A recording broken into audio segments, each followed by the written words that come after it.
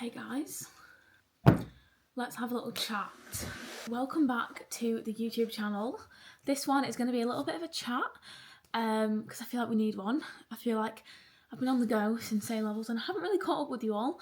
So yeah, it's going to be about what I'm doing next now A-levels are finished, everything like that, which I'm also like as confused as you guys. Like I'm not 100% sure myself. And I just have a little catch up with you all because yeah, I feel like it's needed. And then you guys have also asked some questions. I put a little box on my story and I got quite a lot. Lots and lots and lots and lots and lots. So we're gonna answer quite a few of these. So get your coffee ready. I've got mine. Cheers. And let's do it. A-levels have obviously finished. And the natural way of thinking is thinking ahead at uni, apprenticeships, all that kind of stuff. And I was someone who always had my head like set on uni. Like I knew exactly what course I wanted to do. I knew exactly what uni I wanted to do. I've had like my dream uni in my head from like year 11, year 10. If you're my friends, you know I didn't even look around at any others but this one, genuinely being serious, and it's probably like the furthest away from me. So I put my offer in for UCAS. I really fell in love with the uni when I looked around with my mum. I have a few clips. I don't really know if they're very clear because I didn't take that many. But yeah, I've always had my heart set on that uni. I applied on UCAS and I got my offer, and then on results day I met the requirements, so that was my firm choice. Anyway, long story short, I've always had my heart set on this uni, but something changed in year 13 in my last year of college, and I just thought, I don't know if I'm quite ready to go yet. Like, I've basically decided to just do a gap year. I just don't feel ready to go because the uni is based in London as well. I don't know, I just think one more year I'll be ready, and that isn't the main reason I'm going. I just want to carry on with what I'm doing right now, carry on with, you know, my Instagram, YouTube.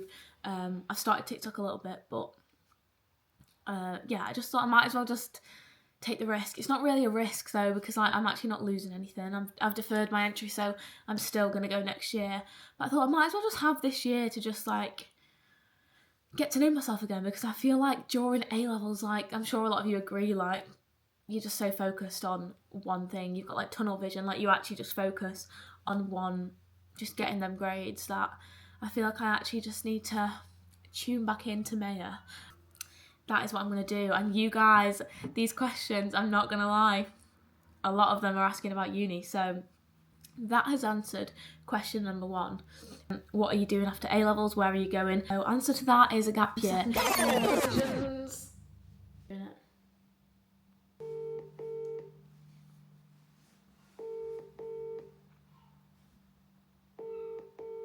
Scared. It's Maya Thomas. I'm just looking to defer my entry. I applied for the 2025 course and I'm just ringing up to defer a year until 2026. Okay, amazing. Thank you. Thank you. See you later. Bye. Bye. Bye. Bye. Bye.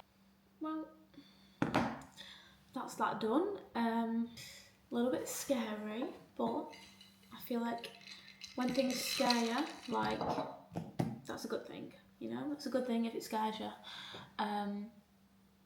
So yeah, let's go and chat. Don't get me wrong, I am super nervous. I'm not nervous about not going to uni. I don't feel like I'm going to feel behind or anything like that, because I am actually a very young 18-year-old. Like I'm a July birthday, so actually when people graduate, I'll be the same age, pretty much. I think I'm more nervous just about like, I don't want to waste the year. Like I know I'm not going to waste it. I just want to make the most of this gap year and know exactly what I'm doing and like things like that, which I will. I've got a few things planned. Let's dive into what I'm thinking about in the gap year. So my aim for this gap year is to work, save up, do some work, continue with my YouTube, continue with Instagram, continue with TikTok, just stay super consistent on these platforms because I love like giving advice to you guys, helping you guys through life, helping you in the fitness nutrition world. So yeah, I really want to stay consistent with that. Keep going with these. I'm actually really loving YouTube, so that will definitely be carrying on in my gap year. And I also just want to build like a fun community on here, so then when I do go to uni next year, I can take you guys along on my uni journey. So that's on like the social media content creation side of things. But on the more personal side of things, who knows, maybe do a bit of travelling. Not on the radar, like not really thought about that yet, but if it comes along, I would definitely love to do some travelling. And then besides that, I do really love Pilates, and I'm sure you guys know because I post quite a lot of it on my stories. And I do get a lot of questions saying like, can you do some Pilates workouts? But this is why I want to get a Pilates qualification, because I'd love to be able to teach this like in my spare time, whether that's in my gap year or at uni. So I feel like doing a Pilates course would really benefit me, because I genuinely love it. Like, it's something that I really enjoy. I do that as well as like strength training, weight training, and I just think hand in hand they go amazing. And other than that, I just want this year to just be more of a chillaxed year. Like, to the actual questions now, guys. I hope that has answered a lot of your queries, because there are actually endless questions on here about uni. So yeah, that is my update. The first question is, how do you manage workout/fitness along with college and studying? I feel the easiest way for me to get this information across is basically take you through like a day in my life in year 13, year 12, A-level time.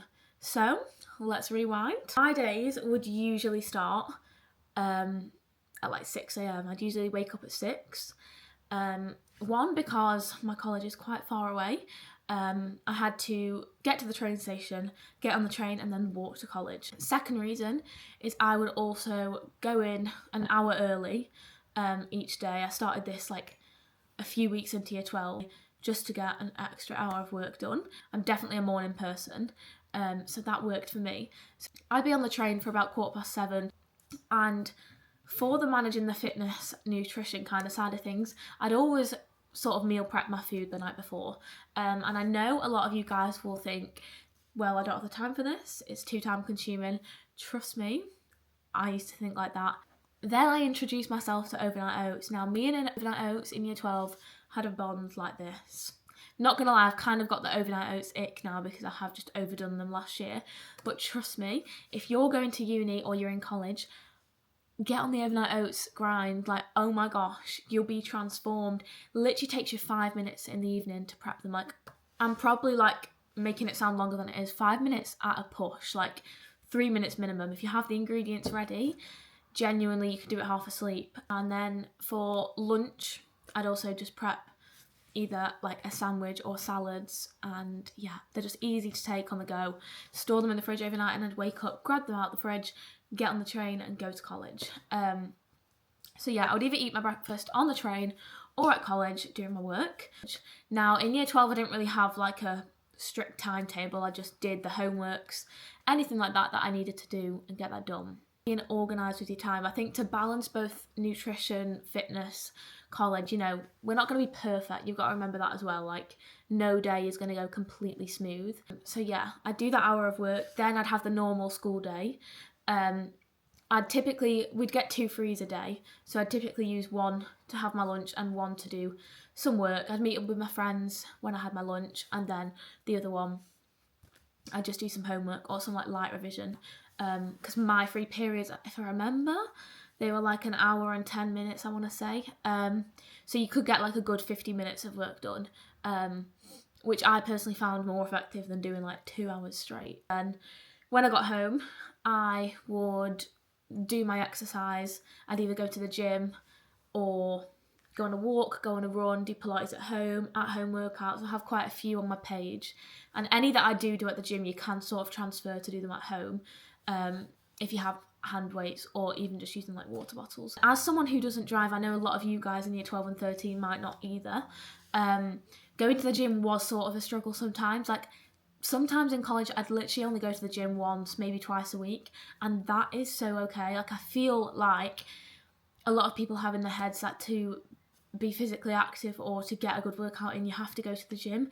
When in actual fact, I sometimes found that doing an at-home workout or going on a run was 10 times more effective than going to the gym. Found it so much easier in the space that I had when I got home. I'd get such a better workout in when I was at home than if I'd go to the gym and waste 10 minutes driving there and back. Remember, like, any movement is good movement.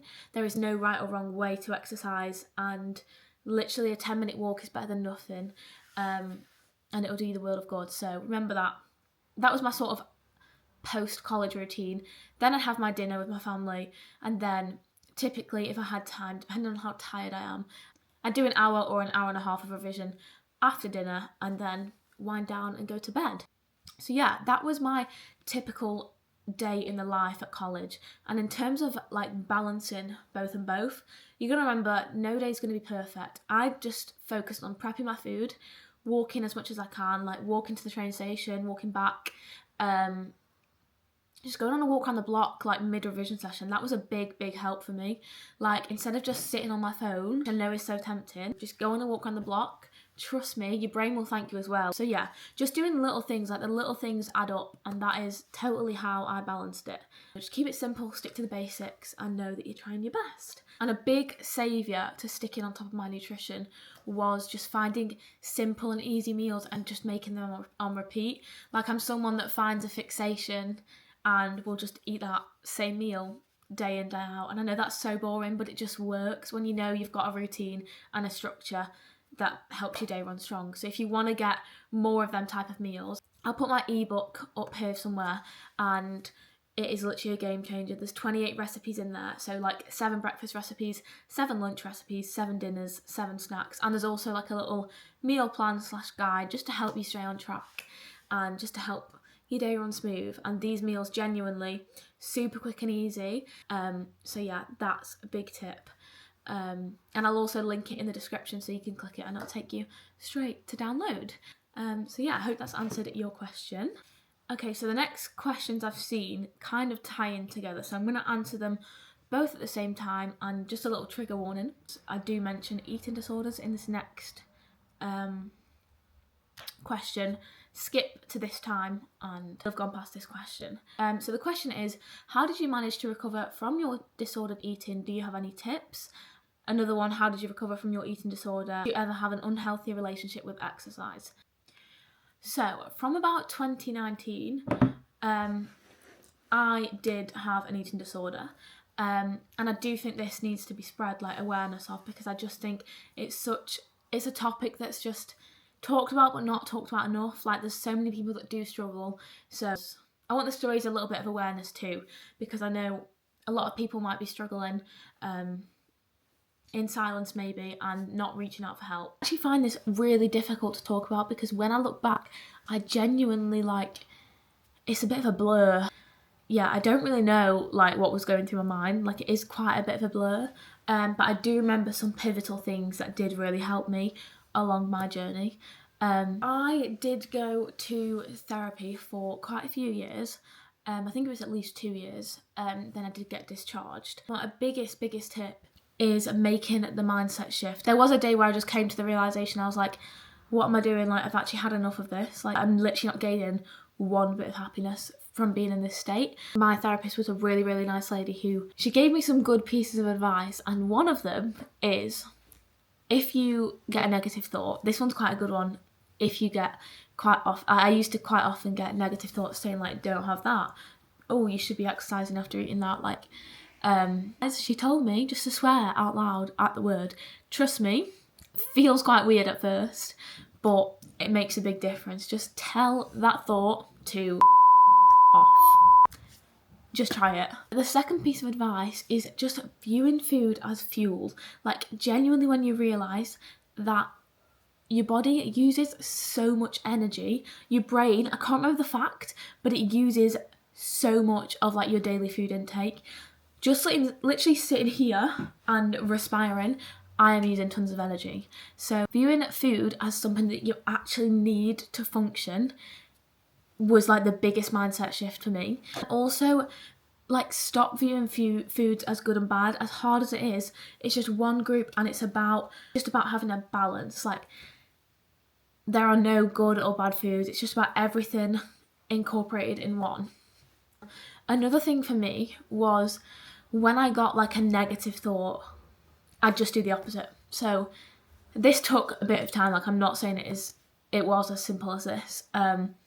When my brain told me not to eat that, I'd go and have it. Like, I'd just do the opposite, and then the more you suppress them thoughts, the more they will go away. Don't get me wrong, it took some time, it took a lot of tears, it took a lot of energy, and yeah, it took a lot of arguing with myself and others around me, and that is not a time I would ever wish on anyone to go back to, because trust me when I say you can do it. Like, you will get through it. No matter how long it takes you, no matter how many times or tries it takes you, you can do it. And yeah, just persevere.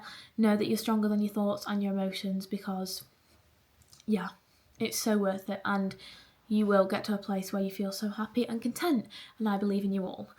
On the kind of gaining weight side of things, because I was very, very thin, it was a matter of just pushing through, fueling my body, eat 3 meals and like 3 snacks a day. Like, I'd really have to maximise the amount I'd eat in a day, because I wanted to get to a place where I felt more comfortable, and I had literally no confidence. I was like, I do class myself a bit as of an introvert now, but like, I would be so shy. Like, I'd gone from being such a confident, like, 10-year-old, 11-year-old to being literally not speaking in a room, to now being so much more comfortable in my body, in myself, having so much more confidence, and just feeling 10 times more happier. And I do think social media was a big thing that, not so much which started off my eating disorder, it was more of a fact. It was more of a hindrance whilst in my journey, I think. Trying to avoid social media was a big thing as well, especially all the what I eat in a days. And I know I post them for inspiration and just to showcase the recipes I'm making. But I would get in a rabbit hole of like comparing what I've had that day to someone else's, and it was not good. So just remembering that, like, everybody's unique, everybody requires different needs. Like, what I have for breakfast might not be what you have, like, might not be what serves you. Like, this random person on social media's full day of eating was nothing to do with me, and I'd just constantly compare, when actually what I needed to do was just do what was right for me. So yeah, I do kind of find it hard to talk about my eating disorder, just because it is such a big blur. All I remember was over exercising and under eating and not feeling good, and those are the big pivotal things that did really help me. And also saying to my parents and my sisters my problem, a problem shared is a problem halved. Then if that problem's halved, it's quartered. So the more you tell people, the better it gets. Just get it off your chest. You'll feel so much lighter and so much like freer. So yeah, speaking up about it, because that really did help me. 1% better each day, and the progress will build up, and you will get there. But my DMs are always open. If anyone needs any help or just wants to chat, I'm always here. So someone said, how did you develop the confidence to create this account? And I did see another one, how I started this account, tips on starting a social media account. But my biggest tip, and I know it's going to sound so stupid and you've probably heard it a million times, but it is just to start. It'll never feel like a right time to start or go for it. Just so when you don't feel like going for it, that's when you go for it. And it sounds so like contradictory, like you probably don't think it makes sense, but trust me, when you've done it in the future and you look back, you'll look at it and you'll think, whoa, like you actually just have to start. A big thing that like hinders people from doing it is other people's perceptions and how they're going to view you, how your family might think about it, how your friends are going to look at you. There's a point where you've got to think, you know what, like, this is my life. Like, you can have your views, have your opinions, but I actually don't care. Like, it is your life, so you've just got to go for what you want to do. Like, one of my biggest fears is being older and having regrets. Like, I don't want to have regrets. Like, if it doesn't work out, it doesn't work out. You've literally not lost something. You've probably just gained more confidence, more resilience to try and try again. So yeah, that is tip number 1. Just literally go for it. I said this in my previous video. True. So your mind's telling you that people won't support you and won't agree with what you're doing, but that's your mind making up false scenarios. Like, you don't know unless you try, and if they do, then they're not real friends or they're not true friends. So biggest tip is to just go for it. Trust me, post the first video and yeah, that's tip number 1. Second tip is to just be true to you. Like, don't change your personality, don't change the way you live to try and go viral or, you know, gain loads of followers. Fourth tip is just getting a little bit of knowledge about Instagram and TikTok and the different algorithms. Now, yeah, just kind of learning a bit more about the app, what works. I did get quite a lot of knowledge from Simon Strong Media, which an incredible business him and his family run. Doing a bit of research on Instagram, just figuring out as you go as well, knowing that you're not going to know it all straight away. Just figuring it out as you go. Like, you don't need all the knowledge to start. Like, just start and then learn as you go. Naturally, as you post, you'll realise what works, what doesn't, and then you'll kind of figure out your best way of posting. Coffee is nearly finished. This is actually like the worst point of my day. Like, if anyone asks me, what's your least favourite part of your day? It's when my coffee finishes. Just seen another one which said, which study methods do you use that are most effective? So for me, in year 12 for geography, I started making my maps, which I realised were just not very helpful by the end. If I needed things like visually written out or visually drawn out, they actually really did help for biology, for things like the cohesion tension theory and stuff like that, and mass transport. Drawing diagrams really did help for me. So it depends what kind of learner you are. If you're a visual learner or more of a written down learner, questions type learner, then find what works for you. But diagrams did really help for me. So drawing a mind map or two now and then did help, but I wouldn't waste so many hours. I regret that in year 12 because we did set them for homework, but I'm not sure if they totally worked, because in the late year 12, early year 13, I figured much more that just questions, practice worked for me best.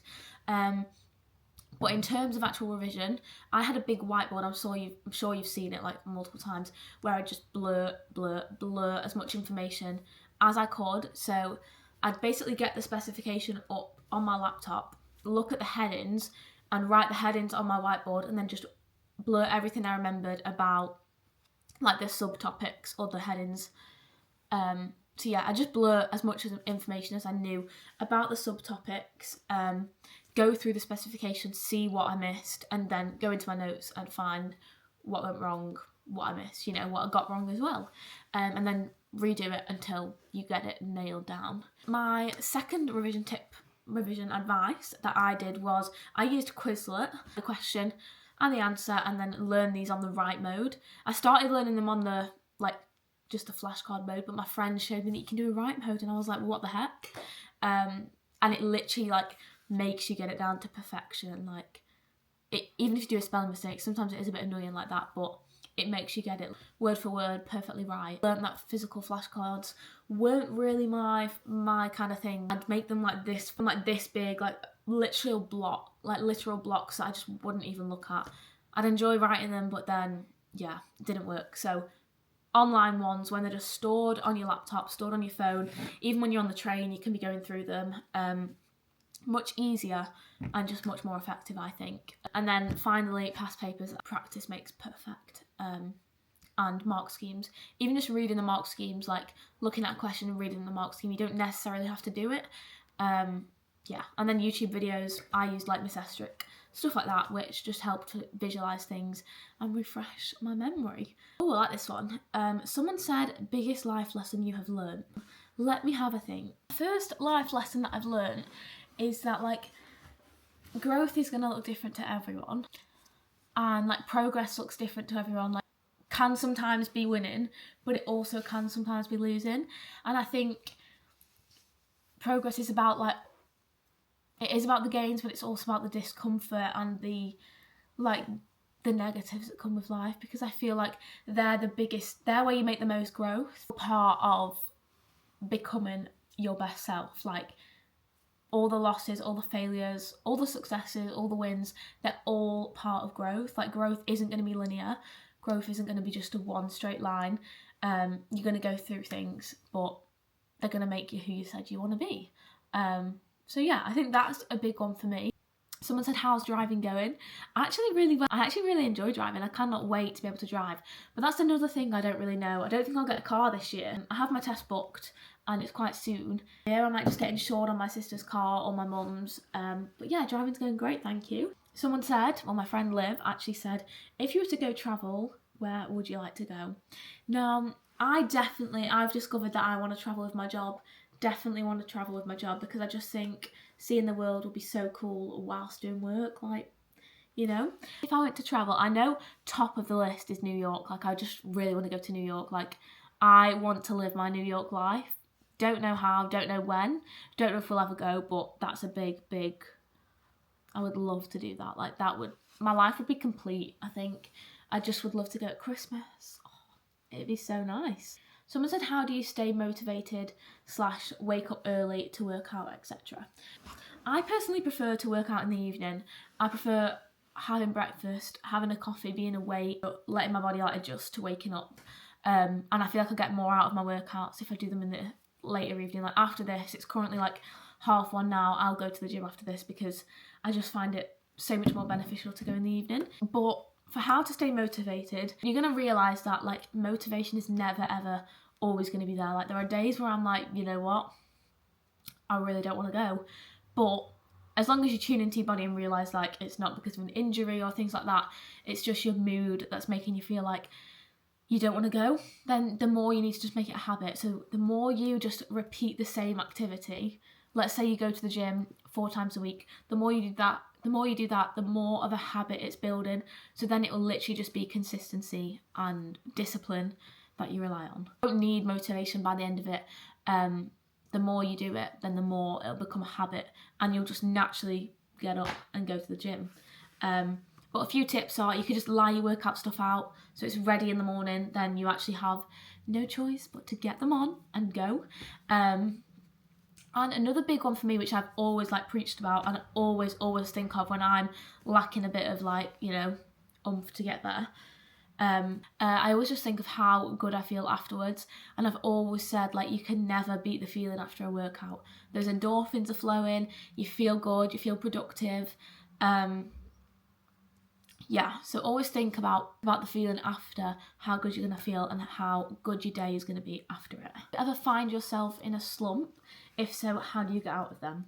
Yes, I just want to point out that I have recently been in a big slump and a big rut. It's so normal to feel like this, and just know that social media doesn't always show that side of people's lives. A few things for me is just changing up my routine a bit, like just little things like if I go to the gym in the evening, I'll try and go in the morning, or just like change up my routine a little bit. Just maybe find a little new hobby. Like when I was in my little rut, I started reading, and that's really helped me get out of my little kind of slump. Like taking yourself to a coffee shop or going on a walk in a new location. As someone who likes routine, I think switching it up is also really good to like boost the motivation again, boost the excitement. So yeah, and just remember that it's only temporary. Like we all go through these things. It's so natural, and yeah. If you have any more questions, let me know in the caption. I'll link all my TikTok, Instagram recipe ebook down there. And yeah, like, comment, subscribe, and let me know what you want to see next. Thanks for clicking on this video. Love ya.